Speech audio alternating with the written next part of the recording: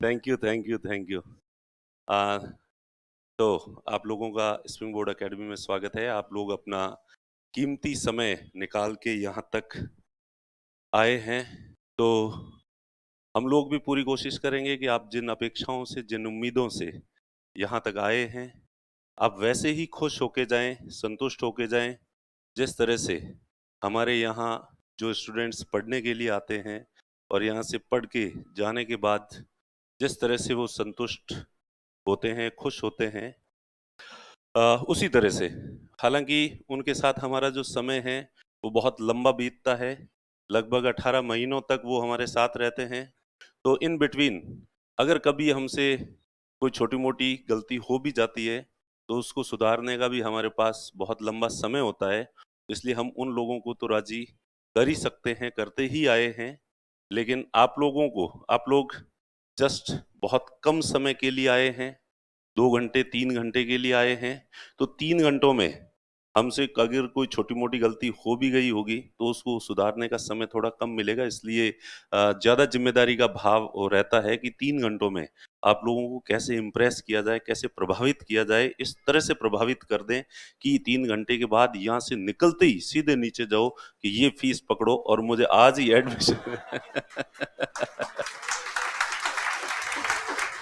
बस आज ही एडमिशन लेना है, तो अब तो मुझे आरएस बन के ही मानना है। इस तरह हम कैसे करें, ऐसी कोशिश हम करेंगे।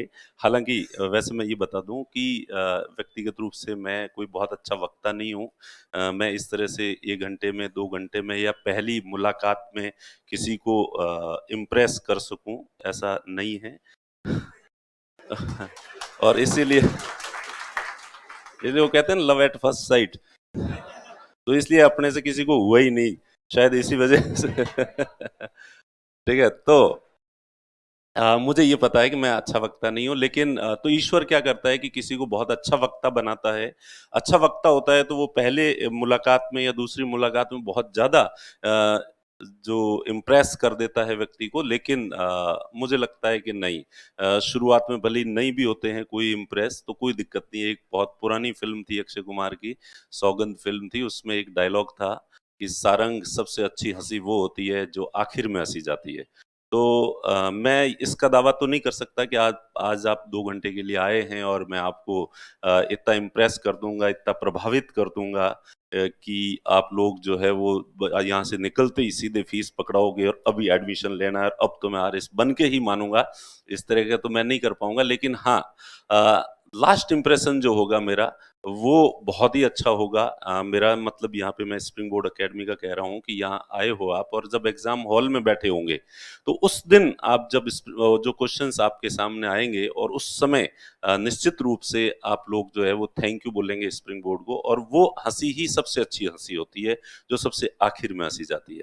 तो इसलिए मुझसे कोई बहुत ज्यादा वैसे वाली उम्मीदें मत रखना कि मैं ऐसे प्रभावित कर दूंगा।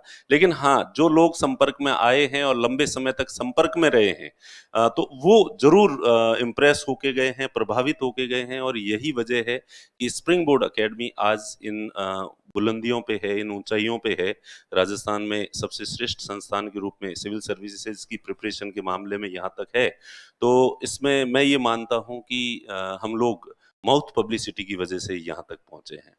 और आप लोग भी आजकल अखबारों में आजकल क्या हमेशा से ही जो है अखबारों में, होर्डिंग्स वगैरह में इतने सारे विज्ञापन आ रहे हैं, इतने सारे वो आ रहे हैं।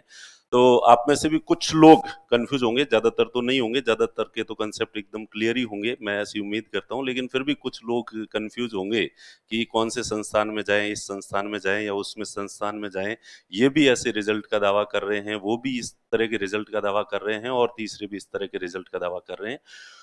तो मैं ये कहूंगा कि विज्ञापनों दो तरह से, कोई भी संस्थान जो है वो दो तरीके से लोकप्रिय होता है। एक होता है माउथ पब्लिसिटी से और एक होता है मार्केटिंग की वजह से, विज्ञापन की वजह से। तो निश्चित रूप से हमने पुष्पा और कंतारा मूवी भी देखी है और हमने ब्रह्मास्त्र मूवी नहीं देखी है।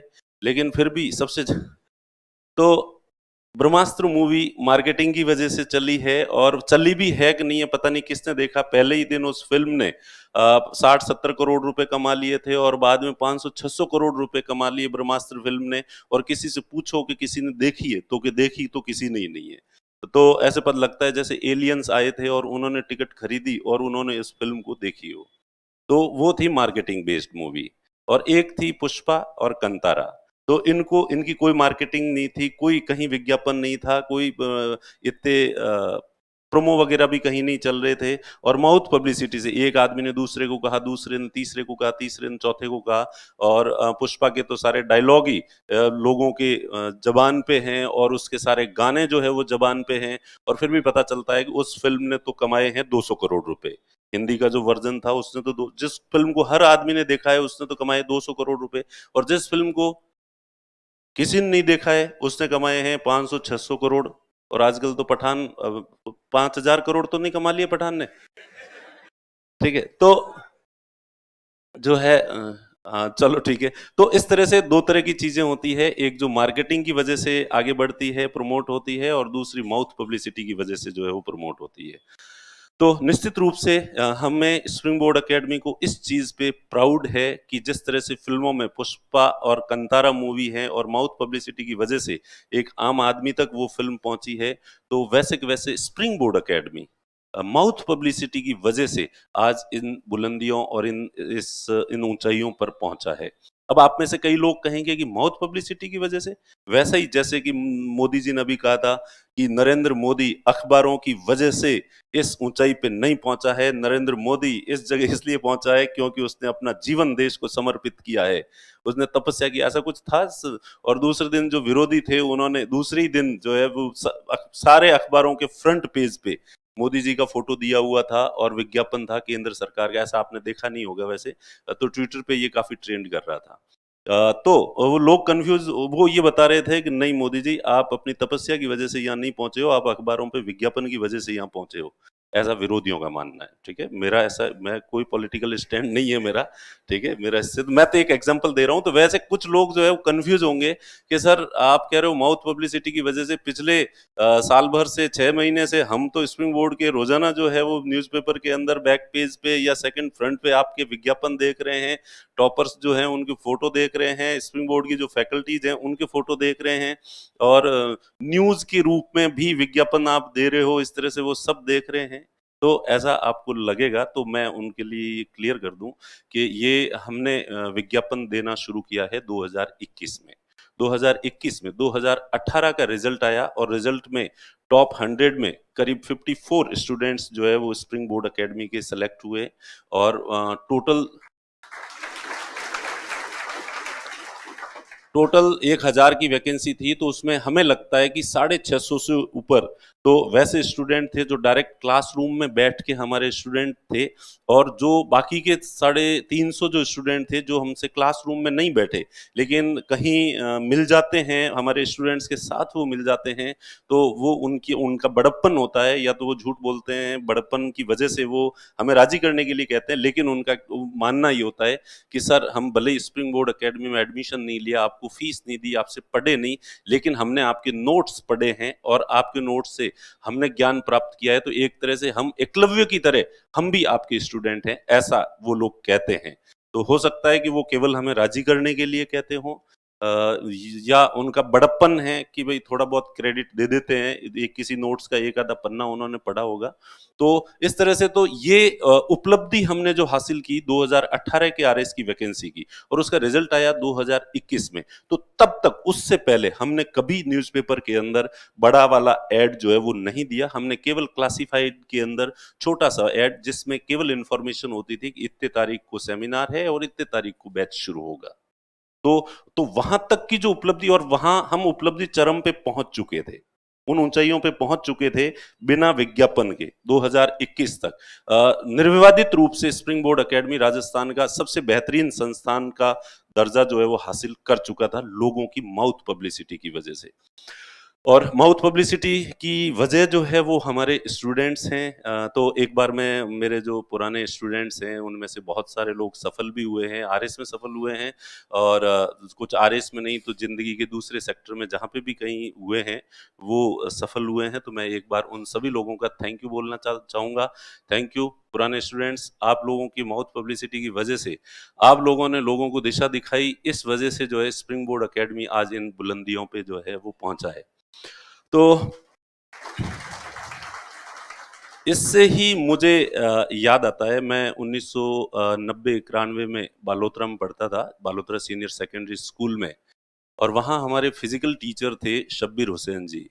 तो वो फिजिकल टीचर तो थे ही थे, फिजिकल टीचर के साथ साथ वो रंगमंच के कलाकार भी थे। इसलिए हमारे स्कूल में जब भी फंक्शंस होते थे तो वो भी वो मंच संचालन करते थे या कुछ न कुछ जो है वो बोलते थे, अपनी परफॉर्मेंस देते थे। तो उन्होंने उस समय में एक किस्सा सुनाया था कि शैतानों के जो राजा था, नेता था शैतानों का, उसने एक बार शैतानों की बैठक बुलाई, और बैठक बुला के और उन्हें उसने सब शैतानों को कहा कि मैं अब रिटायरमेंट लेना चाहता हूँ, सेवानिवृत्ति लेना चाहता हूँ, मैं ये शैतानों के राजा की, शहंशाह की जो जगह है खाली करना चाहता हूँ, मैं तुम में से किसी एक को मेरा उत्तराधिकारी बनाना चाहता हूँ।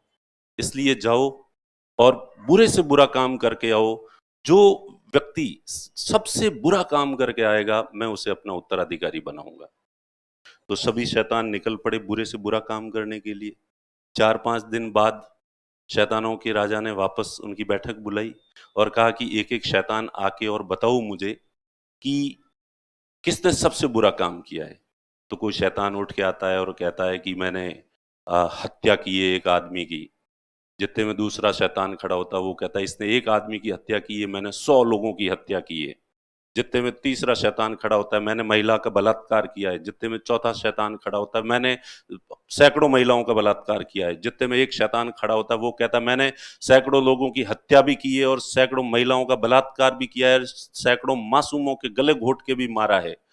शैतानों का राजा एक एक को सुनता है और कहता कोई बात नहीं हुई, ये कोई अपराध नहीं है। जितने में फिर एक शैतान खड़ा होता है और वो कहता है कि मैंने कल स्कूल जाते हुए बच्चे को रास्ता भटका दिया और उसको स्कूल नहीं जाने दिया। तो शैतानों का जो राजा था वो बहुत खुश हुआ और उसने उसी समय के वेरी गुड, ये सबसे बड़ा शैतान है और इससे बड़ा बुरा काम कोई हो नहीं सकता। तो इसलिए जो है उसको शैतानों का उत्तराधिकारी उसने घोषित किया। तो आप सोचो कि मैं उस समय 9th में पढ़ता था और उस समय भी वो स्टोरी तब से लेके आज दिन तक मुझे याद है और मैं अक्सर क्लास में भी सुनाता रहता हूँ। और उस स्टोरी का उस समय भी मेरे जीवन पर बहुत प्रभाव पड़ा था और मैंने शिक्षा का महत्व समझा था उससे, कि शिक्षा का क्या महत्व होता है। जिंदगी में जितनी भी चीजें हैं उन सब में सबसे बेहतरीन चीज जो है वो एजुकेशन है, शिक्षा है। तो अब मैं इसको इसको मेरे पुराने स्टूडेंट्स के साथ जोड़ूंगा कि अगर किसी बच्चे को स्कूल जाने से रोकना, सही शिक्षण संस्थान जाने से रोकना अगर सबसे बड़ा पाप है दुनिया का, तो निश्चित रूप से किसी व्यक्ति को स्कूल भेजना या सही शिक्षण संस्था में भेजना निश्चित रूप से सबसे बड़ा पुण्य का काम है। तो इसलिए मेरे जो पुराने जो स्टूडेंट्स हैं, थैंक यू। आप लोग अगर सभी स्टूडेंट्स को जो प्रेरित करते हो, मोटिवेट करते हो और स्प्रिंग बोर्ड एकेडमी तक आप भेज रहे हो उन लोगों को, तो निश्चित रूप से आप पुण्य कमा रहे हो और इससे बड़ा पुण्य का काम कुछ हो नहीं सकता। ठीक है, इसलिए थैंक यू पुराने स्टूडेंट्स को। और अब मैं वैसे ये कहूंगा कि देखिए, ये तो खैर एक वैसे बात थी जो किस्सा था और इसमें थोड़ी आंशिक सच्चाई भी हो सकती है और आंशिक रूप से हमारे और मेरे और पुराने स्टूडेंट्स का संवाद भी हो सकता है। लेकिन निश्चित रूप से कोई भी व्यक्ति मार्केटिंग वैसे नहीं कर सकता। सिर्फ माउथ पब्लिसिटी की भी तभी होगी जब कोई चीज अच्छी होगी। और अब तक जैसे मेरे जितने भी पुराने स्टूडेंट्स हैं वो अक्सर सुनते रहते हैं और वो मुझे कहते भी हैं सेमिनार के बाद में कि सर आज हमने आपका सेमिनार सुना और आपने ये बात कही और सर वो रिपीट हो रही है, पुरानी की पुरानी बातें हो रही है, हम बोर हो गए हैं, सुने बिना रहा नहीं जाता हमसे, हर बार सुनते हैं पर फिर पता चलता है कि वो बातें हर बार कहते हो। तो मैं उनको कहता भी हूँ कि मेरे सामने जो स्टूडेंट बैठे होते हैं वो हर बार नए होते हैं, इसलिए मेरी वो बातें उनके लिए नई होती है, आपके लिए भले ही पुरानी होती है। तो अब ये जो पुराने स्टूडेंट्स हैं ये क्यों माउथ पब्लिसिटी कर सकते हैं? कोई व्यक्ति पुष्पा फिल्म की या कंतारा फिल्म की तारीफ करेगा और कोई दोस्त को कहेगा और दोस्त देख के आके वापस उसको कहेगा अगर यार वाकई बहुत अच्छी फिल्म थी, थैंक यू यार तुमने मुझे वो फिल्म सजेस्ट की। तो सेम वैसा ही होता है कि हमारे स्टूडेंट्स, जो पुराने स्टूडेंट्स हैं, ये किसी को सजेस्ट करते हैं कि भाई हाँ तुम स्प्रिंग बोर्ड एकेडमी जाना, और वो व्यक्ति स्प्रिंग बोर्ड एकेडमी आता है और आने के बाद उनको 10 बार थैंक यू बोलता है, वो स्टूडेंट थैंक यू बोलता है, प्लस उसके जो पेरेंट्स होते हैं वो थैंक यू बोलते हैं कि आपने बहुत सही जगह जो है वो हमारे बच्चे को भेजा है और हम इसके लिए आपके आभारी हैं। और जब वो इस तरह की चीज सुनते हैं तो उनको खुद को गर्व महसूस होता है और इसलिए वो आगे भी 10 लोगों को और 10 लोगों को कहने की इच्छा होती है उनकी कि हम और लोगों को भी बताएं। अदरवाइज वो प्रचार कर देंगे कि भाई हम चूंकि स्प्रिंग बोर्ड में पढ़े हुए हैं, ठीक है सर भले आदमी है इसलिए और दूसरों का प्रचार क्यों करें, इसलिए स्प्रिंग बोर्ड का ही प्रचार कर देते हैं। वो किसी को कहेंगे कहेंगे और वो स्टूडेंट यहाँ आएगा, अपने 94,000 रुपए यहाँ पे देगा और 94,000 देने के बाद वो वापस जब ठगा हुआ सा महसूस करेगा और वो गालियां देगा, इस इंस्टीट्यूट को गालियां देगा, जहां बैठा होगा गालियां देगा और जिसने उसको सजेस्ट किया है उसको भी गालियां देगा। तो उस तक ये गाली पहुंचेगी तो दोबारा हमारे भले पुराने स्टूडेंट हो, हमें भले कितना ही लाड करते हो, प्यार करते हो, हम भले कितना ही आईफोन दे दें उनको, उसके हिसाब से जो है कोई नहीं कहेगा, दोबारा कहने की हिम्मत नहीं जुटाएगा। वो हमेशा कहते हैं, इसका मतलब यह है कि जिन जिन को भी उन्होंने कहा है उन्होंने उसके बाद उनको थैंक यू ही बोला है, आभारी व्यक्त किया है, तो इस वजह से उनका और हौसला बढ़ता है और 4 लोगों को और वो लोग जो है वो ये कहते हैं। और यही नहीं, ये तो हैं पुराने स्टूडेंट्स। अभी जो प्रेजेंट में हमारे स्टूडेंट्स पढ़ते हैं, हम कहीं शादी में जाते हैं, विवाह में जाते हैं और बच्चों के पेरेंट्स अगर मिलते हैं तो उनका ये मानना होता है, उनका ये रिएक्शन होता है कि जब से स्प्रिंग बोर्ड में एडमिशन लिया है, एक तो ये बिल्कुल चेंज हो गया है। स्प्रिंग बोर्ड में एडमिशन लेने से पहले इसकी दिनचर्या, इसका व्यवहार, इसका तौर तरीका अलग तरह का होता था और जब से ये स्प्रिंग बोर्ड एकेडमी में एडमिशन लिया है, इसका व्यवहार बदल गया है, इसकी दिनचर्या बदल गई है, इसका सोचने का नजरिया बदल गया है और पूरा व्यक्तित्व जो है वो चेंज हो गया है। पहली चीज तो वो, और इसके लिए वो थैंक यू बोलते हैं। प्लस दूसरा ये कि दिन भर जो है ये घर पे स्प्रिंग बोर्ड के गाने गाता रहता है, स्प्रिंग बोर्ड ऐसे, स्प्रिंग बोर्ड ऐसे, और स्पेशली गर्ल्स जो है वो जब घर पे जाके गर्ल्स घर वालों का जो है वो ये स्प्रिंग बोर्ड ऐसे, स्प्रिंग बोर्ड ऐसे, वो सर ऐसे, वो सर ऐसा पढ़ाते हैं, वो इस तरह से सुनाते हैं, वो इस तरह से सुनाते हैं, तो वो खूब ज्यादा जो है वो गर्ल्स घर वालों को खूब जो है वो कानों में भर देती है, दिमाग में भर देती है स्प्रिंग बोर्ड स्प्रिंग बोर्ड। और लड़के क्या है, घर में कम टाइम बिताते हैं, वो रोते ज्यादा फिरते हैं, इसलिए वो घर पे तो इतना ज्यादा नहीं कहते हैं, घर वालों से लड़कों का संवाद थोड़ा कम होता है, गर्ल्स का संवाद घर वालों से ज्यादा होता है। तो इसलिए वो रोते फिरते फिरते बाहर जहां भी रोते फिरने के लिए जाएंगे, वहां बैठे जहां दोस्तों के बीच में बैठेंगे वहां spring board spring board spring board जो है वो करेंगे। तो इस वजह से जो है वो स्प्रिंग बोर्ड एकेडमी इन बुलंदियों पे है, तो आज भी इन बुलंदियों पे है, इस वजह से है क्योंकि माउथ पब्लिसिटी है। और यहाँ पढ़ने वाला जो बच्चा है वो ये हमें कभी कभी लगता है हमने खूब पैसे कमाए, हमने बहुत अच्छा रिजल्ट दिया, ये चीजें हमें बहुत खुश करती है। वैसे मैं ये नहीं कहूंगा कि पैसा हाथ का मैल है, पैसा ही सब कुछ नहीं है, देखो पैसा सब कुछ है, हाथ का मैल नहीं है। दूसरा, इतना अच्छा रिजल्ट आता है चारों तरफ जो है, तो वो प्रशंसा होती है, वो बहुत अच्छी चीज होती है, वो भी हमें बहुत अच्छी लगती है, वो सब कुछ है। लेकिन इन सबसे अच्छी बात ये लगती है कि इतने सारे स्टूडेंट आते हैं, उनमें से बहुत सारे बहुत कम सेलेक्ट होते हैं, ज्यादातर सेलेक्ट नहीं भी होते हैं, पर जो भी सेलेक्ट नहीं भी होते हैं वो उनके दिल में भी स्प्रिंग बोर्ड एकेडमी के प्रति जो प्यार और लाड अपनत्व जो है लास्ट तक रहता है। तो ये हमारी सबसे बड़ी उपलब्धि है। और अभी तो ओटीएस के अंदर जो है वो ज्यादातर मैक्सिमम स्टूडेंट स्प्रिंग बोर्ड के ही हैं और फिर कुछ लोग स्प्रिंग बोर्ड के नहीं हैं। तो अब उनका आना जाना स्प्रिंग बोर्ड इतना ज्यादा लगा रहता है कि एनी टाइम रोजाना आप देखोगे, अगर स्प्रिंग बोर्ड एकेडमी में पुराने 2 या 3 आरएस सेलेक्टेड एनी टाइम आपको ऑफिस में जो है वो दिखेंगे। आज कोई और है, कल कोई और है। तो ओटीएस में तो यहां तक ये अभी माहौल है कि स्प्रिंग बोर्ड के स्टूडेंट क्लास में थोड़े से लेट आते हैं, तो बाकी वाले जो स्टूडेंट जो स्प्रिंग बोर्ड के नहीं है वो ओटीएस में क्लास में बैठे बैठे चिल्लाते हैं, ये स्प्रिंग बोर्ड गए थे, स्प्रिंग बोर्ड गए थे, स्प्रिंग बोर्ड गए थे, इसलिए लेट हो गए, इसलिए लेट हो गए। क्लास से कोई उठ के जल्दी जाता है तो भी दूसरे वाले लोग कहते हैं इनको स्प्रिंग बोर्ड जाना है, इनको स्प्रिंग बोर्ड जाना है, इनको स्प्रिंग बोर्ड जाना है, इसलिए ये जल्दी जा रहे हैं। तो आप ये देख सकते हैं कि पूरा ओटीएस का जो माहौल है, वातावरण है, वो स्प्रिंग बोर्ड मय है। हालांकि कई संस्थानों से लोग पढ़ के जाते हैं, लेकिन जो जुड़ाव, जो अपनत्व स्प्रिंग बोर्ड से पढ़ के जाने के बाद लोगों के दिल में स्प्रिंग बोर्ड के प्रति होता है, वो हमें हमारी सबसे बड़ी उपलब्धि लगती है। और अब भी पुराने स्टूडेंट्स कहीं एसडीएम लगे हुए हैं, और वह जब भी उनको जयपुर आने का मौका मिलता है तो वो भले 15 मिनट के लिए ही, आधे घंटे के लिए ही वो फोन करते हैं और कि सर आप कब मिलोगे, स्प्रिंग बोर्ड आना है एक बार। और यहाँ आके मिलने के बाद जब वो ये कहते हैं कि सर कुछ ही कर लो, यहां आने के बाद जो फीलिंग आती है, जो अपनत्व आता है, और जो अच्छा लगता है, इतना अच्छा दुनिया में और कहीं पे भी नहीं लगता। जो 10 साल पहले स्प्रिंग बोर्ड में पढ़ा है उसके भी ये भाव है। तो ये हमें लगता है कि हमारे जीवन की सबसे बड़ी पूंजी है, ये सबसे बड़ी उपलब्धि है। और ये उपलब्धि किसी एक व्यक्ति की वजह से नहीं हो सकती, कोई एक व्यक्ति नहीं कर सकता ऐसा। इस ये जो पूरा वातावरण है, पूरा माहौल है, एक परिवार जैसा माहौल जो यहाँ पे क्रिएट हुआ है, ये स्प्रिंग बोर्ड के सभी जो फैकल्टी मेंबर्स हैं, जो आप आओगे स्प्रिंग बोर्ड तो आपको पता चलेगा। और आप अगर पुराने स्टूडेंट से किसी से पूछोगे तो यहाँ पे एक से बढ़ के एक, आप जब भी जिस टीचर की क्लास लेंगे आप उनके फैन हो जाएंगे, और आपको लगेगा कि अब सृष्टि के सबसे बेहतरीन टीचर यही हैं। लेकिन जो ही दूसरा सब्जेक्ट लगेगा और दूसरे टीचर से आप पढ़ोगे तो आप फिर उनके फैन हो जाओगे। जो मैं पिछली सेमिनार में भी, हर सेमिनार में जो हिंदू धर्म की जो अपनी प्रवृत्ति है हिनोथिज्म की, कि सोमवार को शंकर भगवान महान होते हैं और मंगलवार आते ही हम शंकर भगवान को भूल जाते हैं और हनुमान जी महान हो जाते हैं, और जो बुधवार आता है तो हम हनुमान जी और शंकर भगवान दोनों को भूल के गणेश जी को जो है वो सबसे श्रेष्ठ घोषित कर देते। तो बिल्कुल ऐसा ही अनुभव जो है वो स्प्रिंग बोर्ड एकेडमी में आने के बाद आप लोगों को महसूस होगा कि सारे टीचर्स एक से बढ़ के एक है, और सब टीचर्स के आप जो है वो फैन होंगे।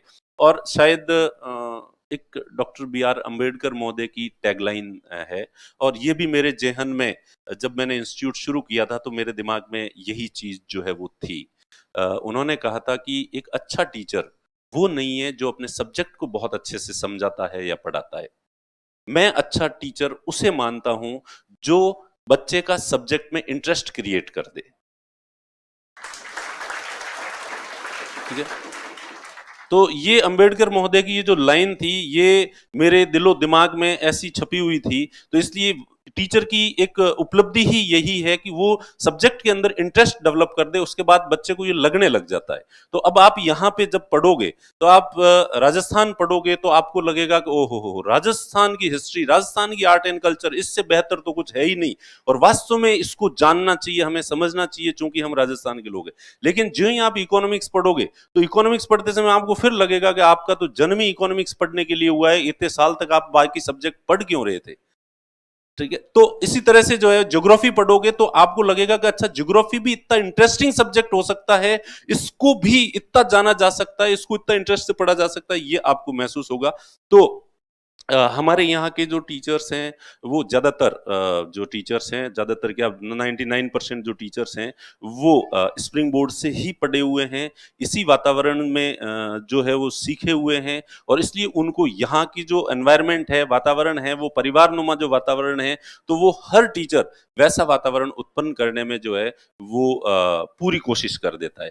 यहाँ के जो हम लोग हैं वो ऐसा नहीं है कि हम प्रोफेशनली, हमारा काम है 2 घंटे की क्लास है, हमने बस पढ़ा दिया और हो गया। नहीं, यहाँ के हर व्यक्ति को ये लगता है कि स्टूडेंट के साथ जस्टिस होना चाहिए। एक स्टूडेंट ने 94,000 रुपीज दिए हैं और 94,000 रुपए दिए, प्लस अपनी जिंदगी का सबसे कीमती समय 18 महीने, ये समय आपकी जिंदगी का सबसे कीमती समय है, ये दे रहे हैं, ये बहुत महत्वपूर्ण है, बहुत मायने रखता है।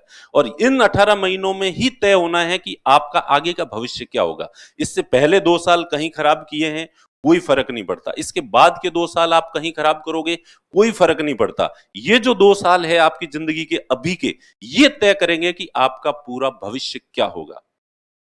हमें ये पता, और ये हमें पता है, ये उत्तरदायित्व हमें पता है, ये जिम्मेदारी हमें पता है कि आपकी जिंदगी का सबसे कीमती समय 2 साल, ये जो आपके भविष्य को निर्मित करने वाला समय है, वो आपने हमें दिया है। और अगर हम आपकी उम्मीदों पे खरे नहीं उतरे और हमारी गलतियों की वजह से आपका भविष्य बनते बनते अगर रह जाता है, तो इससे बड़ा पाप हमारे लिए कुछ भी नहीं हो सकता। इसलिए हमें हमारी इस उत्तरदायित्व की, इस जिम्मेदारी का एहसास रहता है, और ये एहसास केवल मुझे नहीं, यहाँ के हर टीचर को रहता है और हर स्टाफ के मेंबर को रहता है कि हमें इनकी उम्मीदों पे खरा उतरना है। और अंततः आप अगर भविष्य में एग्जाम जब देंगे, अगर आप सफल नहीं भी हुए, तो आप ये मानेंगे कि इसमें स्प्रिंग बोर्ड की कोई गलती नहीं है। उन्होंने अपनी तरफ से 100% मेहनत की थी, पूरा प्रयास किया था। मैं ही निकम्मा था, मैंने ही सीरियसली नहीं लिया चीजों को, मैं खुद लापरवाह रह गया, इस वजह से मेरा सिलेक्शन जो है वो नहीं हुआ। तो इतना मैं आप लोगों को विश्वास दिलाता हूं कि आप लोग यहां आने के बाद जो है कभी निराश नहीं होंगे। हमारे प्रयासों की वजह से आप निराश नहीं होंगे। हाँ, ये तय है कि आपकी वजह से हम जरूर निराश होंगे, और आप तो हमें निराश ही करोगे। आप में से 10% स्टूडेंट ही सिंसियरली पढ़ाई करेंगे, अदरवाइज बाकी वाले ज्यादातर जो स्टूडेंट है वो हमें निराश ही करते हैं, करते आए हैं, अब तक निराश करते आए हैं। और इसका सीधा सा उदाहरण होता है कि हम लोग पढ़ाते हैं और दूसरे दिन वापस रिवीजन करवाते हैं। रिवीजन कराते समय हम पूछते हैं कल पढ़ाया था वो किस किस को याद है। तो अभी तो आप लोग ऐसे सोच रहे हो कि नहीं, मैं ये कर दूंगा, मैं वैसे कर दूंगा, मैं ऐसे कर दूंगा, बस मुझे सही गाइडेंस चाहिए, मेहनत करने में मैं किसी तरह की कमी नहीं छोड़ूंगा, दिन में 24 में से 18-18 घंटे तक पढ़ाई करूंगा, मैं आगे से सोशल मीडिया नहीं देखूंगा, मूवीज नहीं देखूंगा, दोस्तों से गपशप बंद हो गई, चाय की थड़ी पे बैठ के बात नहीं करूंगा, मैं क्रिकेट की बात नहीं करूंगा, मैं फिल्मों की बात नहीं करूंगा, मैं राजनीति की बात नहीं करूंगा, मैं केवल और केवल पढ़ाई की बात करूंगा, घर वालों से भी कह दूंगा मैं अब सफल होके ही आपको मुंह दिखाऊंगा। तो अभी तो आप सबके अंदर जो है इस तरह के संकल्प, इस तरह का जोश, इस तरह का जुनून घूम रहा है और कूद रहा है, फड़के मार रहा है अंदर से, ठीक है, फूट रहा है आपके अंदर से। लेकिन रियलिटी क्या है पता है? ये जोश जो है बहुत कम समय तक रहने वाला है, और कम समय तक ही रहता है ज्यादातर लोगों का।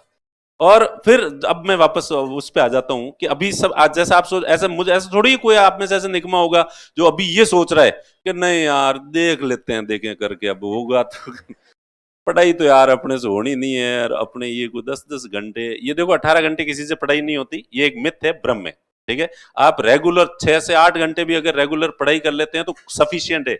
पर 365 में से 350 दिन आपको पढ़ाई करनी होती, कंटिन्यूटी मायने रखती है, एक साथ ज्यादा और एक साथ कम वाला मायने नहीं रखता।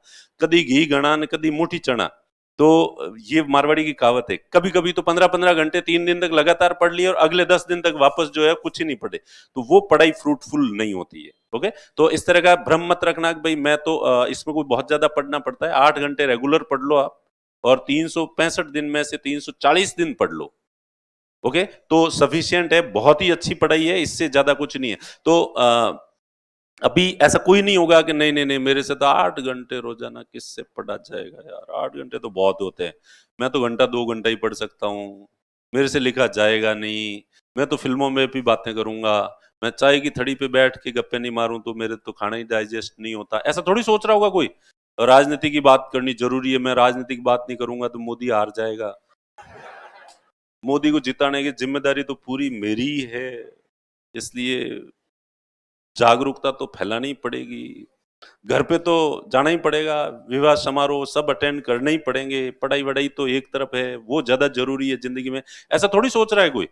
कोई ऐसा नहीं सोच रहा है, हर आदमी यही सोच रहा है, मैं ये कर दूंगा, वो कर दूंगा, ऐसा कर दूंगा, वैसा कर दूंगा, सभी ऐसा ही सोच रहे हैं।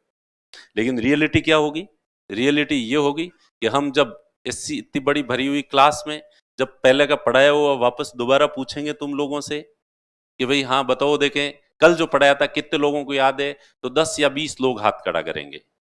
फिर कहेंगे पिछले 7 दिन का कितने लोगों को याद है, तो 3 या 4 लोग हाथ खड़ा करेंगे। और फिर कहेंगे कि अब तक जितनी इकोनॉमी पढ़ाई है वो पूरी किसको याद है, तो सन्नाटा एकदम। और फिर कोई कहेगा इतना सन्नाटा क्यों है भाई, ठीक है। हाँ तो बाद बाद में सुन लूंगा। तुम बहुत जिज्ञासु हो रहे हो, फिर मैं तुम्हारे क्वेश्चंस भी ले लूंगा।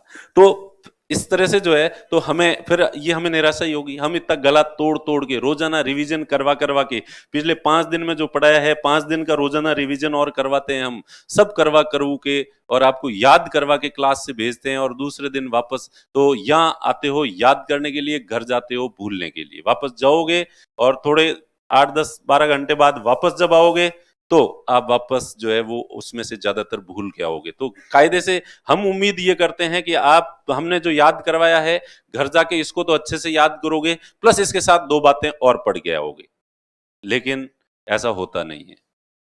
ओके, तो स्प्रिंग बोर्ड एकेडमी आपको निराश नहीं करेगा, लेकिन ये 99% तय है कि आप स्प्रिंग बोर्ड एकेडमी को निराश करोगे। हम टीचर्स को जो है निराशा होगी कि अगले बच्चे ने 94,000 रुपीज दिए हैं, अगले ने अपनी जिंदगी का सबसे कीमती समय जो 2 साल है वो हमें दिया है, अगले व्यक्ति का पूरा भविष्य अब इन 2 सालों पे डिपेंड करता है, यानी कि हम पे डिपेंड करता है, और हम अगर इसे सफल नहीं कर सकते तो ये हमें धिक्कार है। और इसलिए पर आप जो है वो पढ़ाई नहीं करोगे तो हमसे जो है वो हम कुछ ही नहीं कर सकते, और इसलिए हमें दुख होगा, हमें निराशा होगी कि ये पढ़ाई क्यों नहीं कर रहा है, और इसकी वजह से हमारा रिकॉर्ड और खराब हो रहा है, हमें और दुख हो रहा है।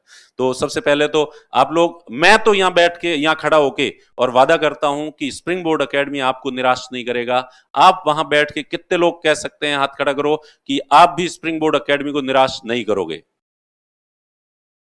सभी है। लगता सबको यही है। ठीक है। हाँ, कुछ लोग, ज्यादातर ने हाथ खड़े कर दिए, कुछ लोग आलसी थे कि सर मान लेना मेरा भी हाथ खड़ा ही है। ठीक है। तो लेकिन अब वो आपको अभी पता नहीं है कि आप निराश करने वाले हो। मुझे पता है कि मैं निराश नहीं करने वाला हूं, लेकिन आपको पता नहीं है कि आप निराश करने वाले हैं, क्योंकि आपसे पहले जितने भी स्टूडेंट आए हैं उनमें से 90% स्टूडेंट ने हमें निराश किया है, और आप में से भी 90% स्टूडेंट हमें निराश करेंगे। ओके, अब आपको पता है या नहीं? अब हर एक सोच रहा नहीं वो मैं तो नहीं हूं। हाँ, इस बात से तो सहमत हो ना कि आप में से 90% लोग भी, चूंकि पहले के हर बैच में 90% स्टूडेंट ने निराश किया है, तो स्वाभाविक है इस बैच में भी 90% लोग निराश करेंगे। इस बात से तो सहमत हो या नहीं हो? इससे तो सहमत हो, लेकिन तुम निराश नहीं करोगे इस बात से भी सहमत हो। सहमत हो या नहीं हो? ये कह रहा नहीं मैं तो इस बात से सहमत नहीं हूं, मैं निराश नहीं करूंगा। मैं तो करूंगा निराश। निराश करोगे तुम? नहीं करोगे ना? हाँ, तो बस वही कह रहा हूं, तुम निराश करोगे या नहीं करोगे, इस बात से सहमत हो या नहीं हो? कहो कि मैं निराश नहीं करूंगा। इस बात से सहमत हो? सभी सहमत हैं, लेकिन फिर भी आप में से 90% स्टूडेंट ऐसे हैं जो निराश करेंगे, लेकिन उनको अभी पता नहीं है कि वो निराश करने वाले हैं। हर एक को ये लग रहा है नहीं मैं निराश करने वाला नहीं हूं। और खैर ये थैंक गॉड, ईश्वर ने यही तो एक थोड़ी गलतफहमी दी है। इस वजह से आदमी को जो है वो आत्मज्ञान पता नहीं होता है, इसीलिए तो आप फीस देंगे। अगर आपको आज ही पता चल जाए, अगर आप में से 90% उन 90% लोगों को पता चल जाए कि वो तो निराश करने वाले हैं, उनसे तो पढ़ाई होने वाली नहीं है, तो फिर जब अपने से पढ़ाई होने वाली नहीं है आगे जाके, तो फिर क्यों 94,000 खराब करने? तो फिर हमारा तो बैच ही नहीं बने। इसलिए थैंक गॉड आपने जो ह्यूमन साइकोलॉजी दी है कि आदमी को खुद के बारे में ज्यादा पता नहीं होता है, और जब तक पता चलता है तब तक हम 94,000 उससे ले लेते हैं। ठीक है। तो जो है, तो ये तो मैंने बताया स्प्रिंग बोर्ड एकेडमी के बारे में कि भाई स्प्रिंग बोर्ड एकेडमी निश्चित रूप से माउथ पब्लिसिटी, और अभी भी मैं आपको कहूंगा कि प्लीज आप विज्ञापनों पे नहीं जाएं। ओके, और आप जो है 10 लोगों से पूछें। अभी भी आप यहाँ पे आएंगे 3 दिन तक जो है वो डेमो क्लास लेंगे, 500 रुपए रजिस्ट्रेशन के देके, और यहाँ के स्प्रिंग बोर्ड में जो पहले से पढ़ रहे हैं, जो 1 साल से पढ़ रहे हैं, जो 18 महीने से पढ़ रहे हैं, और कोरोना की मेहरबानी की वजह से कुछ लोग तो 3 3 साल से भी पढ़ रहे हैं। ठीक है। तो उन वो जो स्टूडेंट है को 2 महीने से पढ़ रहा है, 1 महीने से पढ़ रहा है, तो प्लीज आप उन स्टूडेंट से पूछें। आप यहाँ जो स्टूडेंट नहीं हैं, जो यहाँ आसपास रूम लेके रहते हैं, साल 2 साल से तैयारी कर रहे हैं आरएस की, उन लोगों से पूछें। और 2018 के जो नए नए अभी सेलेक्ट हुए हैं उनसे पूछें, भले ही वो स्प्रिंग बोर्ड में पढ़ा हुआ है या नहीं पढ़ा हुआ है, उनसे ईमानदारी से पूछें। और उनमें से ज्यादातर लोग अगर स्प्रिंग बोर्ड सजेस्ट नहीं करे तो प्लीज आप स्प्रिंग बोर्ड एकेडमी में एडमिशन न लें। और उनमें से अगर ज्यादातर लोग आपको यही सजेस्ट करें कि नहीं, इस समय तो स्प्रिंग बोर्ड एकेडमी ही सबसे बेहतर इंस्टीट्यूट है, अच्छा इंस्टीट्यूट है, ज्यादातर लोग अगर ये कहें, तो प्लीज आप स्प्रिंग बोर्ड एकेडमी को ही चुनें, स्प्रिंग बोर्ड एकेडमी में ही आए। क्योंकि ज्यादातर लोग अगर कह रहे हैं तो इस पीछे कोई ना कोई कारण तो होगा। और सब अब हमारी आलोचना आजकल यही होती है कि बहुत ज्यादा स्टूडेंट है, इसलिए इंडिविजुअल ध्यान नहीं दिया जाता। अब अभी हमारे पास जो है वो ऑफलाइन स्टूडेंट 18 से 20 हजार के करीब जो है ऑफलाइन स्टूडेंट है, 10 हजार के करीब हमारे पास ऑनलाइन स्टूडेंट है, तो करीब 30 हजार स्टूडेंट हमारे पास आ रहे हैं। तो इस वजह से लोग जो है वो ये क्रिटिसाइज करेंगे। 30 हजार स्टूडेंट हमारे पास आ रहे हैं और बाकी पूरे राजस्थान के जितने कोचिंग इंस्टीट्यूट है सबके मिला दो 3 हजार स्टूडेंट भी टोटल नहीं होंगे दूसरी जगह। ठीक है, तो इससे आप समझ सकते हैं कि इतने सारे लोग जो है वो स्प्रिंग बोर्ड पे अगर भरोसा कर रहे हैं तो कोई तो रीजन होगा।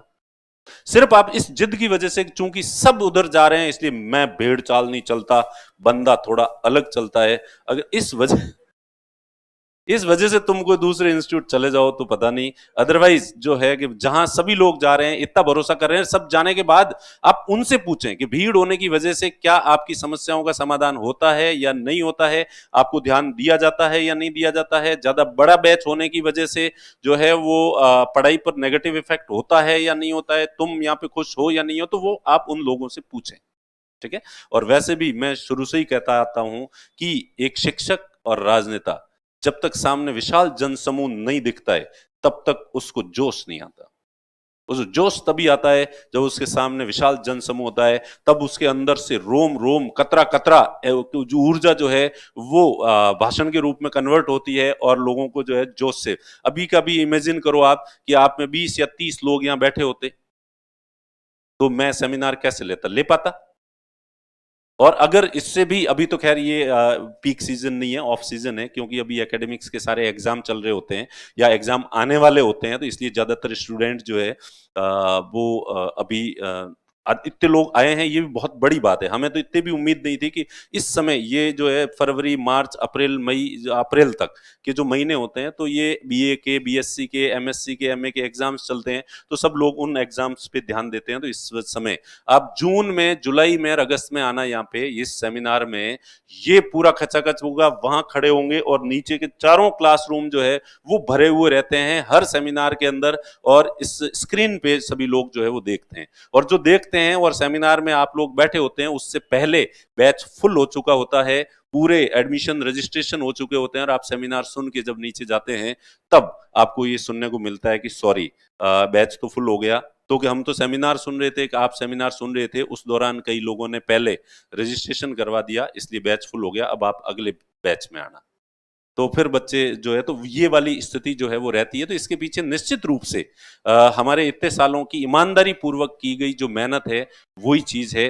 कोई मार्केटिंग नहीं है इसमें, किसी तरह का कोई फंडा हमने नहीं अपनाया एक्स्ट्रा, किसी सेलिब्रिटी को बुलाना, किसी बाहर के। हमारे यहाँ पे जो सेमिनार लेने के लिए भी जो आएंगे वो हमारे से ही पढ़े हुए लोग आएंगे, हमारे जो स्टूडेंट्स होते हैं वही यहाँ पे आएंगे। बाकी हमने किसी के वहां से कोई वो बड़ा नाम फैकल्टी का है या ऐसा कोई फैकल्टी का बड़ा नाम नहीं, हम ही फैकल्टी हैं और हम ही सबसे बड़े नाम हैं, और हम अपने आप को ही बड़ा नाम करेंगे, किसी दूसरे बड़े नाम का सहारा हम जो है वो नहीं लेंगे।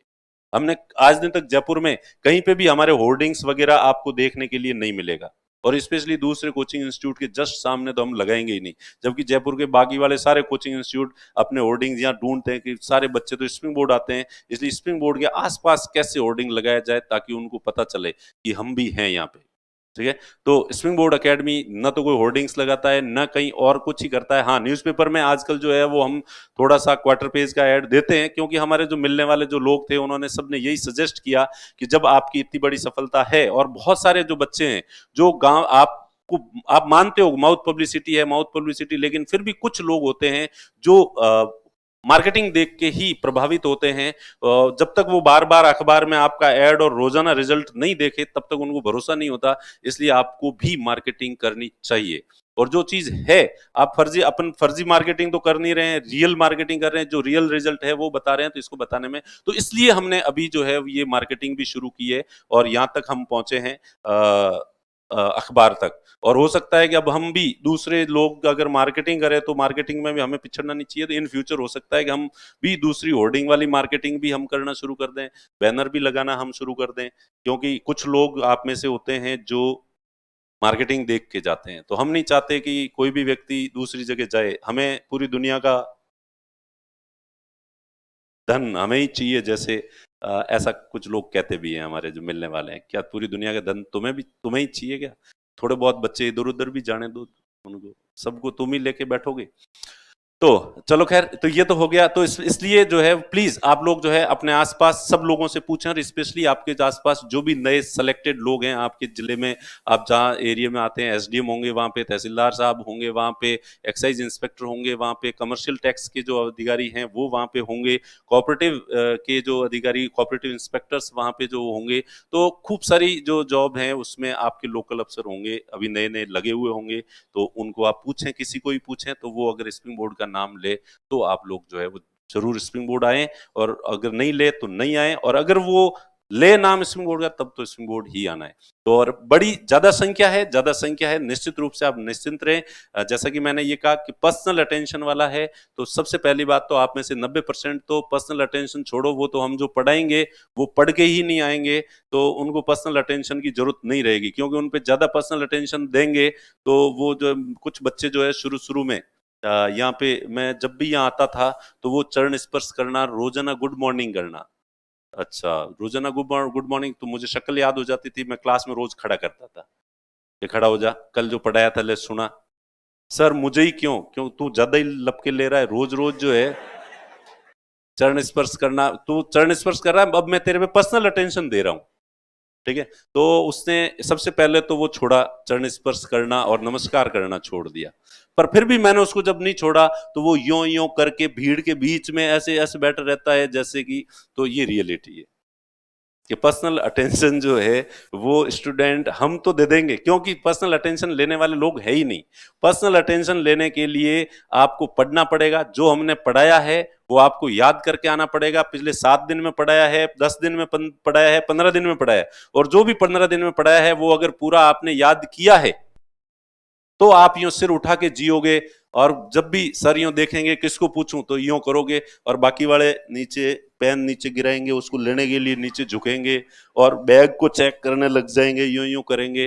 तो वो जो टीचर क्लास में खड़ा रह के यूं भी जब पूछता है ना कि हाँ ये क्वेश्चन है यार, ये किससे पूछूं, तो ज्यादातर 90% लोग जो है या तो पेन नीचे गिर जाता है, या बैग में कुछ खो जाता है, या वो लाइन क्या है समझ में नहीं आ रही, ये क्या लिखा हुआ है, क्या लिखा हुआ है। सामने नजरें मिला के जीने की हिम्मत जो है वो नहीं करते हैं ज्यादातर स्टूडेंट। तो इसलिए प्लीज इस चीज पे ध्यान नहीं दें। और कम स्टूडेंट होते हैं, बहुत ही कम स्टूडेंट होते हैं, तो टीचर का मनोबल नहीं होता है पढ़ाने का उतना ज्यादा, दिल से आवाज निकलती भी नहीं है। तो इसलिए ये आप निश्चिंत रहें। और अल्टीमेटली देखो, पढ़ाई तो आपको करनी है, कोचिंग इंस्टीट्यूट तो एक माध्यम है।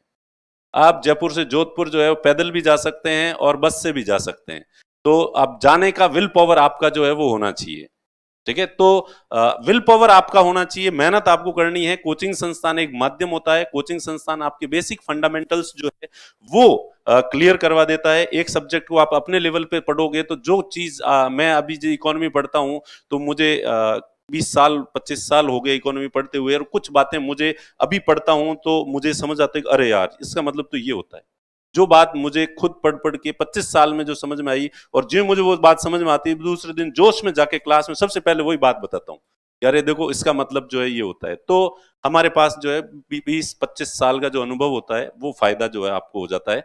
और इसलिए जो बेसिक फंडामेंटल्स हैं वो कोचिंग इंस्टीट्यूट क्लियर कर देता है। अदरवाइज सिलेक्शन तो आपकी खुद की काबिलियत से ही होगा, हमारी करने से, मेहनत करने से नहीं होता। और ये हर सेमिनार में कहता हूँ कि देखो हमारे करने से होता, अगर हम मेहनत करके हम किसी का सिलेक्शन करवा सकते, कोचिंग संस्थान किसी का सिलेक्शन करवा सकता, तो मैं मेरे भाई भतीजों रिश्तेदारों को सबको आरएस बना देता।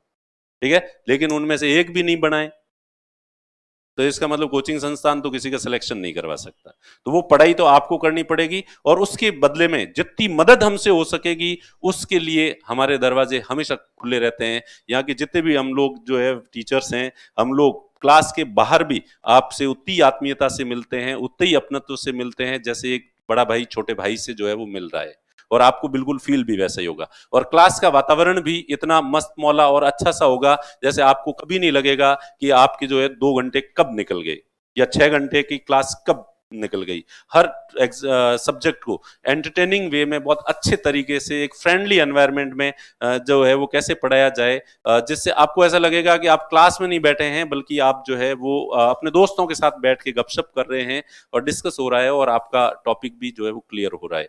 तो उस तरह से बहुत कोई ऐसी डिसिप्लिन टाइप की क्लास नहीं होती कि कोई भी चों नहीं करेगा, कोई भी पेन नहीं बजाएगा, कोई ये नहीं करेगा। किसी की चुटकुला सुनाने की इच्छा है तो स्टूडेंट चुटकुला भी सुना सकता है, कविता सुनाने की इच्छा है तो कविता भी सुना सकता है, और गाना गाने की इच्छा है तो गाना भी गा सकता है। ठीक है, तो बिल्कुल वैसा वाला। और फिर और इतना अच्छा वातावरण होगा कि ज्यादा छुट्टियां अभी, और स्पेशली हमें तो आश्चर्य होता है कि हमारे जो अभी छोटे छोटे नन्हे मुन्ने जो बच्चे हैं वो आए हैं फर्स्ट ईयर वाले, हमने 3 ईयर इंटीग्रेटेड कोर्स शुरू किया है। तो उसमें हमने कहा कि होली की छुट्टियां जो है अभी चूंकि उनका फर्स्ट ईयर में है, एग्जाम बहुत दूर होगा उन लोगों का, तो उनमें से कुछ बच्चों ने कहा कि सर होली की छुट्टियां थोड़ी ज्यादा कर दो। तो आपको यह जानकर आश्चर्य होगा कि 80% बच्चों ने इस चीज का विरोध किया कि नहीं नहीं सर, होली की छुट्टियां ज्यादा मत करो, 10 दिन की मत करो, हमारे केवल 4 दिन की छुट्टियां करो, हम घर जाके क्या करेंगे, घर जाके बोर हो जाएंगे। फर्स्ट ईयर के बच्चे अभी तक 16-16 साल के, 15-15 साल के बच्चे हैं, 15 साल थोड़े ज्यादा हो गए,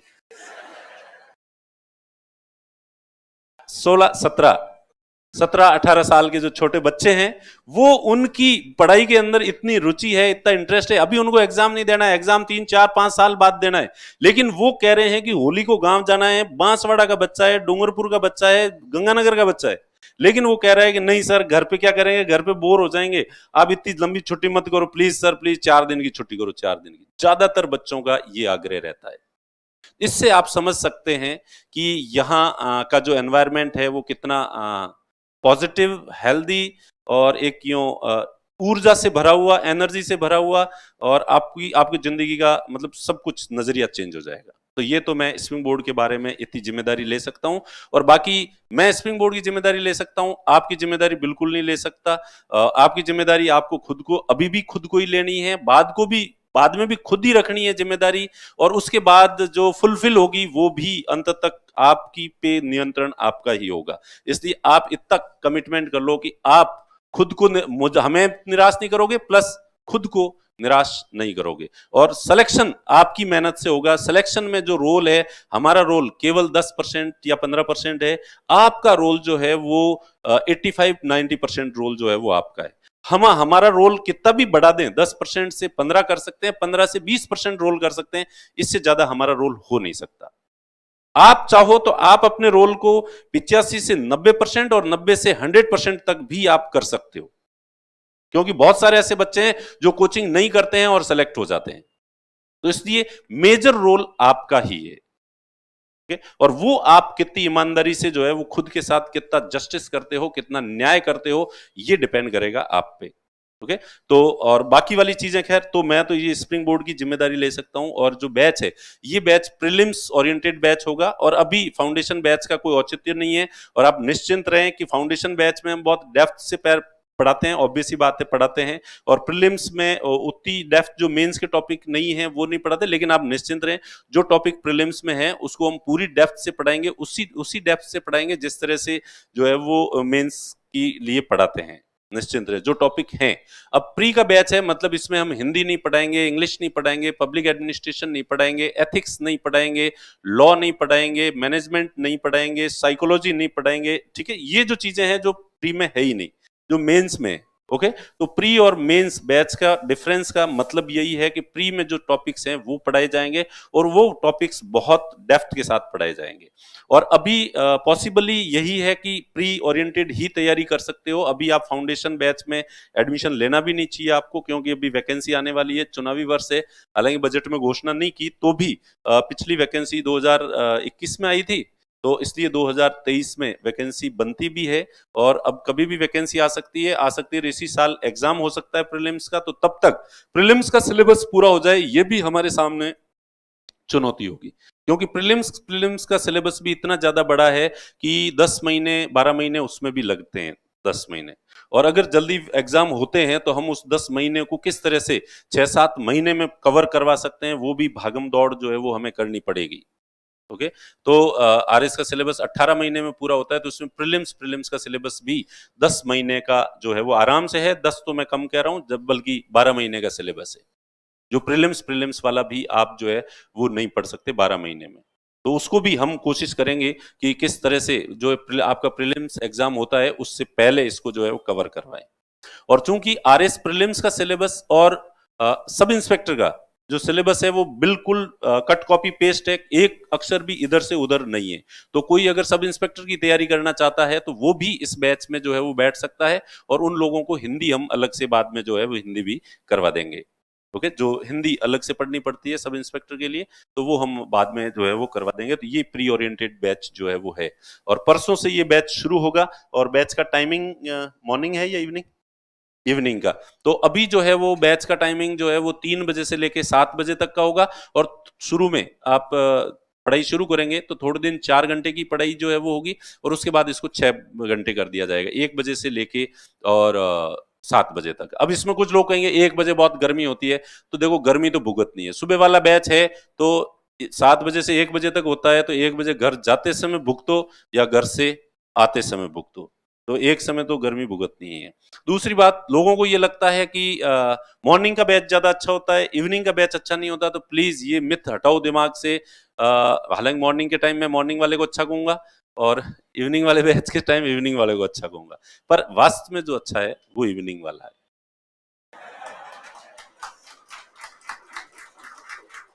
ठीक है, अब कैसे देखो मैं बताता हूँ।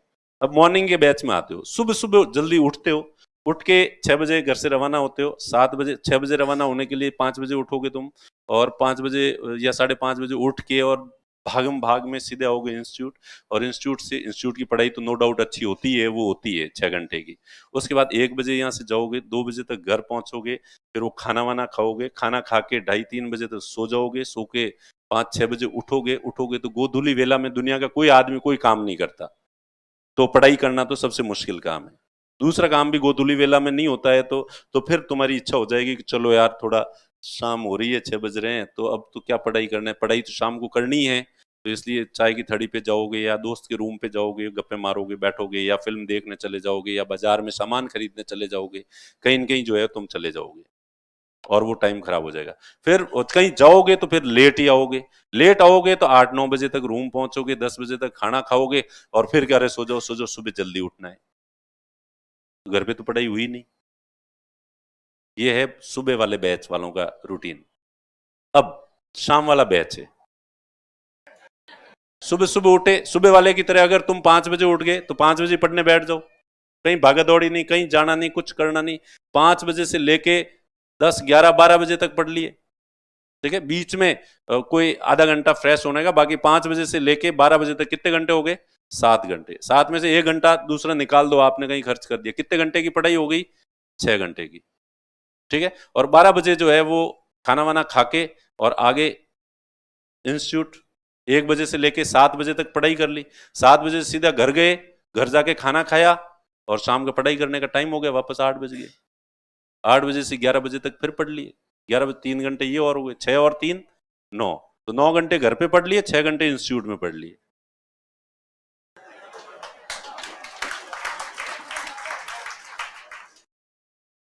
और सुबह सुबह सुबह उठ के 7 बजे 8 बजे मार्केट जाना चाहो नहीं जा सकते, फिल्म देखना चाहो नहीं जा सकते, दोस्त के रूम पे जाना चाहो नहीं जा सकते, थड़ी पे तो प्लीज जा सकते हो, पर जाना मत, जाने की इच्छा होती नहीं। सुबह उठते ही आदमी की कहीं जाने की इच्छा नहीं होती, फ्रेश माइंड होता है, और फ्रेश माइंड से जो सेल्फ स्टडी होती है, मैं वैसे भी बच्चों को कहता हूं कि सुबह उठते ही सबसे पहला काम जिंदगी में जो है वो ये करो कि सुबह उठते ही पढ़ने बैठो, और उससे पहले ना तो मोबाइल देखो, व्हाट्सएप वगैरह कुछ मत देखो, न्यूज़पेपर मत पढ़ो।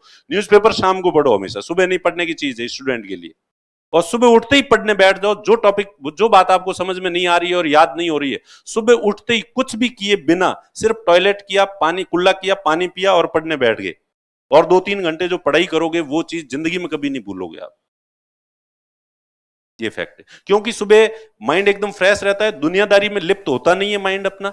दुनियादारी की बातें, बाकी क्या विचार आते रहते हैं और विचार जाते रहते हैं, और अपन पढ़ते एक लाइन है और फिर अपन मन कहीं खो जाता है और माइंड डिस्ट्रैक्ट हो जाता है। लेकिन सुबह सुबह चूंकि आपका माइंड दुनियादारी में कहीं इन्वॉल्व नहीं है, इसलिए न्यूज़पेपर सुबह सुबह उठते ही अगर आप पढ़ते हो तो आपका पूरी दुनिया की खबरें आपके दिमाग में आ जाती है, आपका माइंड पूरी दुनिया में इन्वॉल्व हो जाता है। इसलिए मैं कहता हूं कि न्यूज़पेपर स्टूडेंट को सुबह पढ़ना ही नहीं चाहिए। सुबह उठते ही फ्रेश माइंड एकदम से उठे, आपका दिमाग एकदम कोरे कागज की तरह शांत है, धीर है, गंभीर है, और जो चीज पढ़ोगे सीधी वही चीज आपके मस्तिष्क के अंदर छप जाएगी, तो हमेशा याद रहेगी और समझ में भी इतनी अच्छी सी आएगी, और आपका ध्यान इधर उधर भटकेगा ही नहीं। और कंसंट्रेशन किसे कहते हैं, ध्यान लगाना किसे कहते हैं, वो उसी को कहते हैं सुबह सीधे फ्रेश माइंड से पढ़ाई करना, और वो तभी कर सकते हो आप।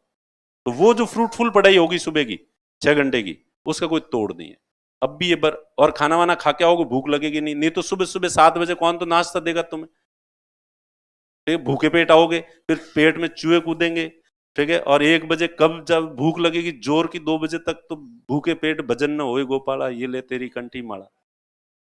देख लो भाई, अब सही है या नहीं है? तो इसलिए सबसे आइडियल जो बैच है, वो सुबह फिल्म देखने जा नहीं सकते, बाजार जा नहीं सकते, दोस्त के रूम, कुछ कोई डिस्टरबेंस नहीं हो सकता, इसलिए सुबह पढ़ाई ही हो सकती है।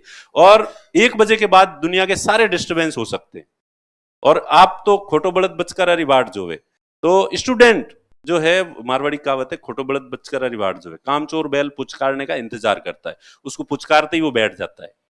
तो वैसे वैसे स्टूडेंट जो है वो खोटो बड़द है, तो वो कोई न कोई बहाना मिल जाए, कोई दोस्त आके कह दे अगले फिल्म पुष्पा बहुत अच्छी है यार, देख ले, सर ने भी तारीफ की थी, ठीक है, तो कि यार नहीं जाऊं नहीं जाऊं, नहीं चला चलता हूं यार, वो थोड़ा देख के आ जाते हैं, देखे आज WTP चल के आते हैं, जाना तो नहीं था, जाना नहीं था, जाना तो नहीं था, आज आज जाके आ जाते हैं, देखे, ठीक है। तो आप जो है वो कुछ न कुछ जो है वो जो ही बहाना मिलता है तो चला जाता है आदमी। तो इसलिए ये दिमाग में आप बिल्कुल ही मत रखना कि भाई इवनिंग का बैच है तो ऐसा है, इवनिंग से बेहतर कोई बैच नहीं होता। अब मैंने कहा कि फिर अगली बार अगर मैं मॉर्निंग बैच के लिए सेमिनार लूंगा तो मेरी बातें थोड़ी अलग होगी, उससे आप ऐसे नाराज मत होना, पर अभी जो बताइए वो बिल्कुल सही है, और उस समय बताऊंगा वो भी सही होगी, ठीक है। इसमें मैंने जो बताया इसमें झूठ कुछ भी जो है वो नहीं है। तो चलो खैर, तो मैंने स्प्रिंग बोर्ड के और बैच के बारे में आपको बता दिया है, तो परसों से है, शुरू है, और मंगलवार को ही हम लोग करते हैं बैच शुरू, बजरंगबली का नाम लेके, बालाजी का नाम लेके, और 3 बजे से है, 500 रुपये रजिस्ट्रेशन करवा के, और आप लोग 3 दिन बैठ के देखें, उसके बाद फीस जमा कराएं प्लीज, पहले फीस जमा कराने की जरूरत नहीं है, और आपको सब तरफ से संतुष्टि हो उसके बाद ही जो है वो आप एडमिशन लें, ओके। किसी तरह का डाउट, हिंदी इंग्लिश मीडियम दोनों में कोई दिक्कत नहीं होगी, ठीक है, दोनों ही मीडियम है, बाईलैंग्वेज है, यहाँ पे वीकली टेस्ट होता है, आप निश्चिंत रहें, हम हर जो मंडे है उसको टेस्ट लिया जाता है, और मंडे को हम इसलिए लेते हैं ताकि संडे को भी तुम एंजॉय नहीं कर सको, क्योंकि मंडे का टेस्ट का प्रेशर रहता है, तो संडे को भी तुम इधर उधर नहीं जा सकते, तुम्हें पढ़ाई करनी पड़ेगी संडे को भी, ओके। तो हर मंडे को टेस्ट होता है, हाँ टेस्ट हम टाइम पे लेते हैं, लेकिन रिजल्ट हम आरपीएससी की तरह लेट निकालते हैं, क्योंकि हम आरपीएससी से टक्कर चाहते हैं, हम बिल्कुल आरपीएससी के लेवल पे खेल रहे हैं, जैसा आरपीएससी करती है एग्जैक्टली हम वैसा करते हैं। क्वेश्चन पेपर में भी कुछ क्वेश्चंस के आंसर हम गलत रखते हैं, क्योंकि आरपीएससी के भी क्वेश्चंस में कुछ आंसर्स गलत होते हैं, तो इसलिए हम क्वालिटी के साथ कोई समझौता नहीं करते, जैसा आरपीएससी है उन मानकों को हम जो है वो पूरा करते हैं। तो अभी जो है, हाँ, ये हो गया, टेस्ट हो गए, और क्या हो गया, और टॉपर्स जो है वो आते रहेंगे मोटिवेट करने के लिए, हम जो है वो हर 15 दिन में एक आरएस अधिकारी को, आईएएस अधिकारी को, और जो भी है वो आपको मोटिवेट करने के लिए, जोश दिलाने के लिए, अपने अनुभव सुनाने के लिए वो टाइम टू टाइम जो है वो आते रहते हैं। टीचर्स हमेशा आपके लिए अवेलेबल ही रहते हैं मेरे सिवाय, क्योंकि मेरे पास, मैं जो ही अवेलेबल रहता हूँ, मैं ऑफिस में बैठता हूँ थोड़ी देर, तो फीस वाले लोग बहुत ज्यादा आ जाते हैं मेरे पास में, और वो लोग के सर फीस कम करो, फीस कम करो, और एक ही बात, एक ही एप्लीकेशन सुबह से शाम तक जो है वो सुन सुन के मैं दुखी हो जाता हूँ, इसलिए मैं यहाँ से भागता हूँ, मैं यहाँ रुकता ही नहीं हूँ, मैं यहाँ बैठता ही नहीं हूँ, क्योंकि यहाँ बैठूंगा फीस कम के लिए लोग आएंगे, कोई रिक्वेस्ट करेगा और उसकी स्थिति भी अच्छी नहीं होगी, मैं उसे मना करूंगा, अगर फीस कम करूंगा तो दूसरे बच्चों को लगेगा कि कुछ लोगों की फीस कम होती है, कुछ की नहीं होती है, तो जिन्होंने पूरी दी है वो ठगे से महसूस करते हैं, यार हमने तो पूरी दी, इसने कम दे दी। और अगर नहीं करता हूं तो उस जो गरीब बच्चा है उसका चेहरा पूरे दिन मेरे दिमाग में रहता है कि मेरे सामने एक मौका था, मैं एक की मदद कर सकता था, मैंने नहीं की। तो वो चीज भी मुझे जो है बहुत तो इसलिए मैं रोऊं ही नहीं, मुझे दिखे ही नहीं, मेरे सामने कोई आए ही नहीं, तो मुझे भी वो दुख नहीं हो किसी को मना करने का। जो मना करने के बाद भी बहुत दुख होता है कि भाई उसको मैंने मना कर दिया, वास्तव में उसकी स्थिति जो है वो अच्छी नहीं थी। तो इस वजह से जो है मैं थोड़ा कम अवेलेबल रहता हूँ। बाकी हमारे सारे जो टीचर्स हैं वो एनी टाइम आपको जो है किसी भी तरह की सहायता, किसी भी तरह की कोई चीज आपको अगर समझ में नहीं आई है तो आप कभी भी पूछ सकते हैं, एनी टाइम जो है।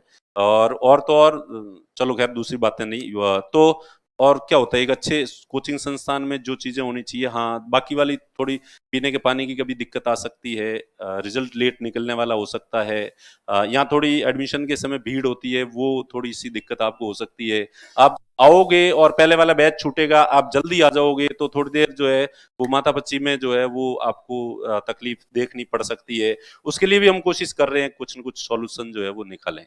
ठीक है, तो मैं उम्मीद करता हूं कि मैं आप जो अब जो आएंगे, जो रियल सफल लोग हैं, देखो हमें तो बातें करनी आती है सिर्फ, हम तो वो लोग हैं जिन्होंने एग्जाम दिया और खुद का सिलेक्शन नहीं हुआ, और फिर भी हमने लोगों को कहा कि हम तुम्हारा सिलेक्शन करवा देंगे, और लोग भी इतने भले वो भरोसा करने लग गए कि हाँ ये करवा देंगे, और फिर लोगों को सिलेक्शन हो भी गया। तो हमने मान लिया, हमने करवाया है, और उन्होंने भी औपचारिकता हमें राजी रखने के लिए कह दिया कि हाँ सर थैंक यू सर, आपकी वजह से हो गया। तो इससे हमारी गलतफहमी, हमारा कॉन्फिडेंस और ज्यादा बढ़ गया, और अब हम जोश के साथ कहते हैं तुम हम पे भरोसा करो, तुम अपनी मेहनत दो, हम तुम्हें सफलता देंगे। ठीक है, तो इस तरह से कहने लग गए हैं। तो हम नहीं, वो लोग हैं, रियल हीरोज हैं जो वास्तव में सफल हुए हैं। और वर्षा मैम जो है वो 5th रैंक आरएस में थी, इससे पहले वाले अटेम्प्ट में भी जो है वो अकाउंट सर्विसेज में सिलेक्शन हुआ था, तो दोनों बार आरएस के अंदर सिलेक्शन हुआ है। और बहुत डेडिकेशन, पढ़ाई के प्रति ही जो पूरा समर्पण किस तरह से किया, और उनके जो अनुभव है। उसके बाद आप जो उपेंद्र जी आएंगे, उपेंद्र शर्मा जो है 2016 बैच से 5वीं रैंक उनकी भी।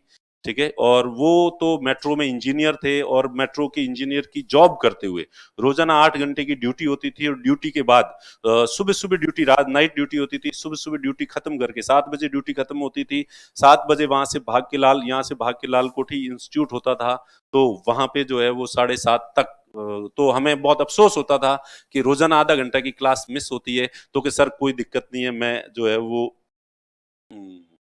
कर लूंगा, मैनेज अपने आप कर लूंगा। जो आधे घंटे की क्लास हो जाती थी उसको अपने लेवल पे जो है वो मैनेज करके, और जिस तरह से मेहनत करके। और विकास प्रजापत जो 9th रैंक है 2018 में, वो भी आएंगे आपके सामने। तो उनके जो अनुभव है वो वास्तविक अनुभव है, वो जिस कंकरीले टेढ़े मेढ़े रास्ते पे चल के और किस तरह से उन्होंने सफलता हासिल की, और उस दौरान उन्होंने कौन कौन सी समस्याओं का सामना किया, किस किस तरह की दिक्कतें उनके सामने आई, तो वो अपने अनुभव आपके सामने साझा करेंगे। और क्या पता वो 10 बातें बताए, उन 10 बातों में से 100 बातें बताए, उसमें से एक वो बात हो जो आपके दिल को बहुत अंदर तक महसूस हो जाए, फील हो जाए, और आपके सोचने का नजरिया बदल जाए, आपके पढ़ने का तरीका बदल जाए, और आपकी जिंदगी बदल जाए। ये बहुत मायने रखता है। इसलिए मैं उम्मीद करूंगा कि आप उनकी कही हुई हर एक बात को बहुत गौर से, ढंग से, अनुशासन के साथ सुनेंगे, और उनकी कही हुई बातों में से क्या पता कौन सी लाइन, कौन सी बात आपकी जिंदगी में निर्णायक हो जाए और आपकी जिंदगी में बदलाव आ जाए। तो मैं उम्मीद करता हूँ वो, और वो प्रश्न मेरे ख्याल से आपके होंगे नहीं, है प्रश्न इतने सारे? हाँ, अच्छा, क्लासेस जो है वो यहाँ से, ये गंगा जमुना जो पेट्रोल पंप है उसके पास में जो बिल्डिंग है वहां पे क्लास शुरू होगी। ठीक है, गंगा जमुना पेट्रोल पंप, इधर जाओगे आप गुजर की थड़ी से आगे, तो गंगा जमुना पेट्रोल पंप से जस्ट पहले एक बिल्डिंग है, वहां स्प्रिंग बोर्ड का बोर्ड भी लगा हुआ है, वहां पे होगी। आजकल स्प्रिंग बोर्ड ये तो केवल सेमिनार करने के लिए है, और यहाँ 1-2 बैच है, बाकी वाले हमारे सब जो क्लासें हैं वो बाहर ही है। इसलिए आप में से कई लोग यही सोच रहे होंगे, हम किसी को कहते हैं हमारे इतने स्टूडेंट है, फिर वो बिल्डिंग को 3 बार देखता है, इतने स्टूडेंट है, ऐसा झूठ, इसमें इतने स्टूडेंट कैसे बैठ सकते हैं? तो ये यहाँ केवल ऑफिस है, सेमिनार है, और एक आधा बैच यहाँ चलता है, अदरवाइज यहाँ हमारे टोटल स्टूडेंट का 5% स्टूडेंट भी यहाँ नहीं बैठते हैं, बाकी सब जो है वो लगी बैठते हैं। तो वो जो नया वाला जो हमारा इंस्टीट्यूट है, हॉल है, क्लास है, वो गंगा जमुना पेट्रोल पंप के पास में, जस्ट पास में ही है, पहले ही है। आप जाओगे तो इसी साइड में ही पड़ेगा आपके। ओके। हाँ हाँ, सब इंस्पेक्टर के लिए फीस वही है जो आरएस वाली है, ठीक है। हैं? नहीं, 94,000 नहीं है फीस। फीस कितनी है? 44,000। ऑफलाइन की 44,000 है, प्रीलिम्स की 44,000 है, 94 नहीं है।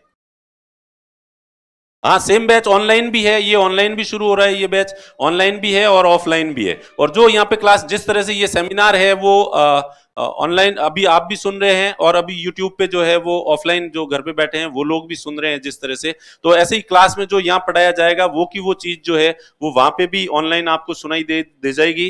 प्लस जो है आपके कोई भी डाउट है, जिस तरह से अभी यहाँ पे ये कंप्यूटर पे बैठे हैं और इनके सामने जो कमेंट्स आ रहे हैं, तो वो जिस तरह से कमेंट पढ़ रहे हैं, तो ऑनलाइन वाले को कोई भी डाउट होता है, क्वेश्चन होता है, तो वो उसी समय वहाँ ऐप में लिख सकता है अपना डाउट। और यहाँ से जो ये हमारे कंप्यूटर पे बैठे होते हैं वो पर्ची जो है भेज देते हैं कि ऑनलाइन के इस स्टूडेंट ने ये वाला जो है वो डाउट पूछा है, तो वो टीचर उसी समय आपके डाउट का जो है वो जवाब दे देता है। फीस एक बार में ही जमा होगी ताकि आपके किसी तरह का टेंशन नहीं आए। इंडियन मानसिकता है कि एक बार पैसे जब तक नहीं लगते हैं पूरे, तब तक उसके दिमाग में होते हैं पैसा कैसे बचा लूं, पैसा कैसे बचा लूं। और जो एक बार पैसे लग गया, चूंकि अब तो पैसे लग ही गए हैं, तो अब तो मैं पढ़ाई करूंगा ही करूंगा। तो हम उस चीज का फायदा आपको देना चाहते हैं ताकि आपका फायदा हो।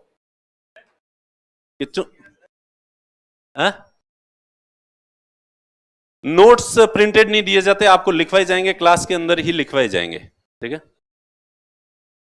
4 नहीं 6 घंटे लगेगी। 2 घंटे की एक क्लास होती है, 1 से 3, 3 से 5 और 5 से 7। उसमें हिंदी, रीजनिंग, मैथमेटिक्स ये वाले या हिंदी या इंग्लिश होती है, ये 1-1 घंटे की होती है। बाकी वाले जो भी सब्जेक्ट हैं वो 2 घंटे, और 2 घंटे भी हमारे लिए तो बहुत कम पड़ते हैं। हाँ, सब आएंगे। अब नहीं, अब नहीं। हाँ। क्या? एसआई के लिए हिंदी की क्लास बाद में।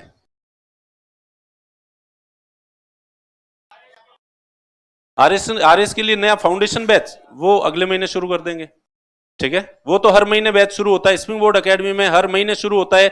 ये जो ऑफ सीजन है इसमें हर महीने में एक बार शुरू होता है, और जून महीने से तो हर 15 दिन में और हर 7 दिन में बैच शुरू होता है। दोनों ही होते हैं, सुबह वाले भी होते हैं, इवनिंग वाले भी होते हैं। कोर्स कितने महीने में ये तो डिपेंड करता है कि वैकेंसी कब आती है। वैकेंसी अगर आराम से आएगी तो हम आपको आराम से पढ़ाएंगे, और वैकेंसी जल्दी आगे जल्दी एग्जाम करवा दिए तो हम आपको दौड़ाएंगे बुलेट ट्रेन में बैठा के, वंदे भारत में बैठा के दौड़ाएंगे, ठीक है। टाइमिंग देखो, मैं कह रहा हूं ना कि टाइमिंग वैसे तो 9 महीने 10 महीने 12 महीने लगेंगे प्री के, और अगर आरएस की वैकेंसी आ जाती है प्रीलिम्स की और प्री का एग्जाम जल्दी करवा देते हैं तो हम आपको जल्दी प्री से पहले करवाएंगे कोर्स।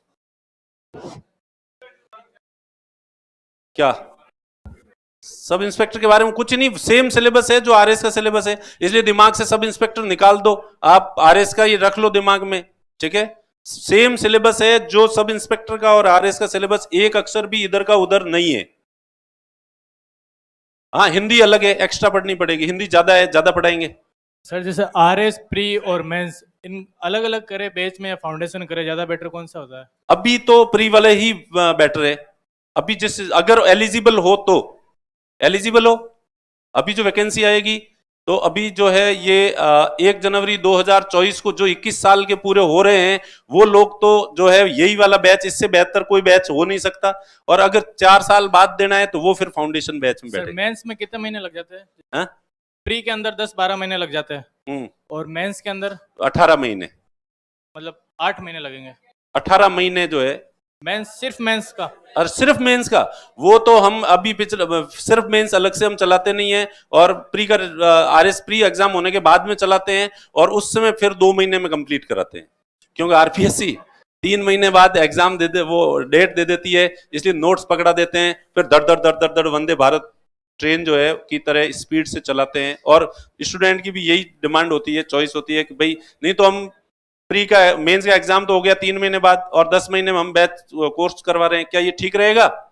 नहीं रहता। तो इसलिए जो है, हाँ। सर जॉब वालों के लिए कोई स्पेसिफिक बैच है क्या?